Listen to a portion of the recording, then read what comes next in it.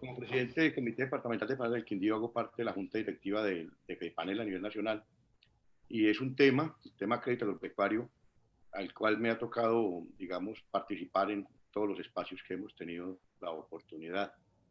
Muy preocupante el tema del crédito agropecuario porque si bien hay que agradecer que los académicos del Ministerio y de Finagro han hecho cosas buenas, por ejemplo, el tema de tasas subsidiadas, el tema de lapsos de tiempo, plazos, eh, me parece que son acordes a cualquier proyecto productivo, pero mientras el campesino colombiano no tenga acceso a ese crédito, no vale nada, no pasa nada. Y el tema, yo creo que el tema no es de tasas ni de plazos, el tema es de acceso. Desafortunadamente, el campesino colombiano hoy en día no tiene acceso a la banca formal, por tres razones. Primero, ausencia de titulación. O sea, la mayoría del campo colombiano está en tenencia, está en posesión. Aún en el 2020 no se ha podido legalizar. Toda esa cantidad de predios que hay en tenencia sin un título. Y sin un título no podemos acceder a la banca formal. Segundo, los reportes en las centrales de riesgo.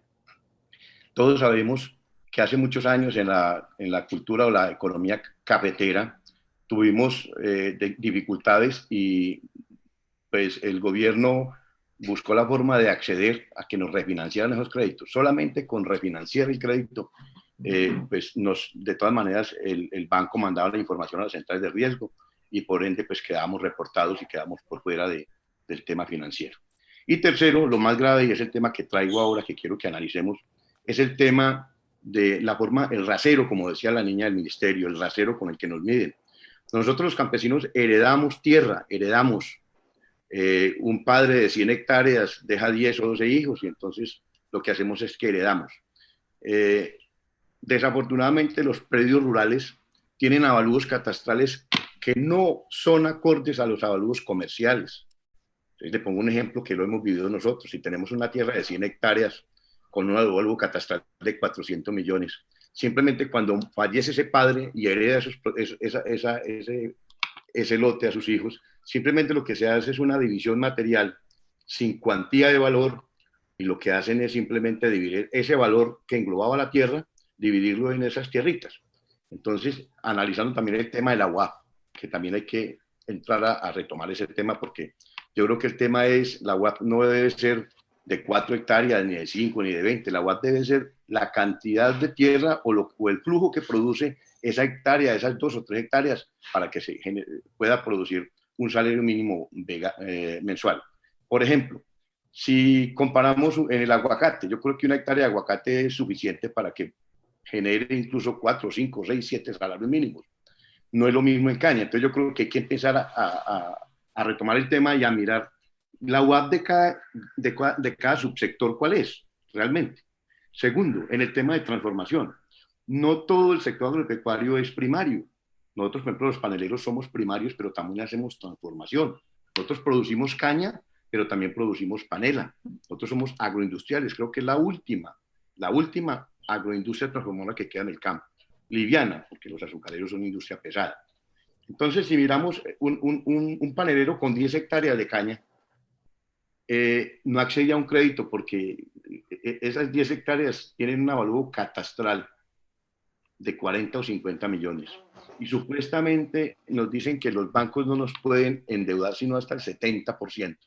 Entonces tenemos acceso a un crédito de 28 millones de pesos, que eso es una miseria, con eso no se puede desarrollar el campo colombiano.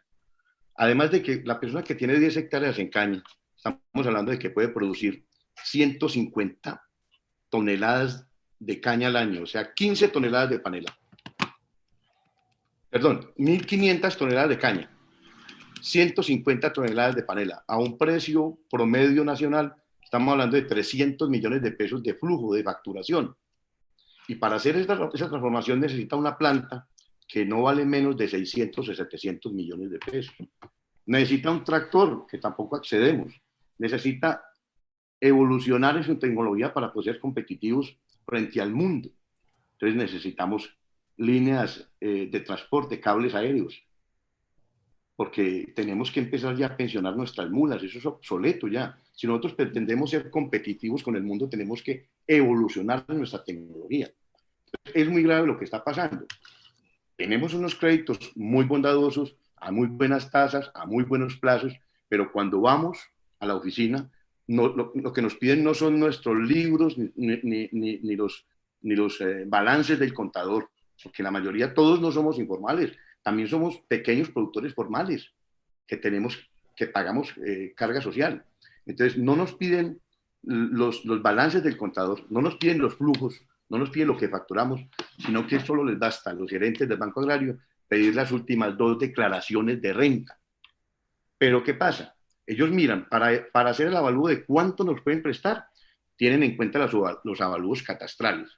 Pero si logramos que nos presten la plata para firmar la garantía, ahí sí nos piden que le pagamos a un profesional el 1% para que nos hagan un avalúo comercial, porque ellos ahí sí se tienen que amarrar con la garantía prendiaria. Entonces me parece que es muy delicado. O sea, esto para la Comisión Nacional de Crédito Agropecuario es muy necesario que se revise muy bien cómo es que nos van a clasificar, porque a veces cuando nos clasifican pequeños, creen que necesitamos es monedas, limosnas. No, el sector agropecuario necesita es plata, dinero. Con dinero se desarrolla el sector agropecuario. Mientras al sector agropecuario le presten monedas, no va a pasar nada. Mire, senador Robledo, hablando esta semana con una niña del Banco Agrario, de Finagro, perdón, me decía que existen más de 40.000 créditos de caña panelera en estos momentos, más de 40.000 créditos, que suman alrededor de 300.000 millones de pesos, o sea que estamos hablando de un promedio de 7 millones de pesos. 7 millones de pesos, eso es ridículo, cuando nos cuesta sembrar una caña de caña panelera 14 millones de pesos, sembrarla, llevarla a producción. Y el promedio de los créditos que tienen ellos se ufanan de decir es que tenemos 40.000 créditos en productores de panela. Sí, pero de 7 milloncitos de pesos, eso es una miserableza. Eso no alcanza para desarrollar un subsector que es agroindustrial, que es transformador. Además de eso, el porcentaje de siniestros, se lo pregunté y me dijo, es 3.5. O sea que somos muy buenas pagas, pero no accedemos a crédito. Con esto termino mi presentación. Muchas gracias.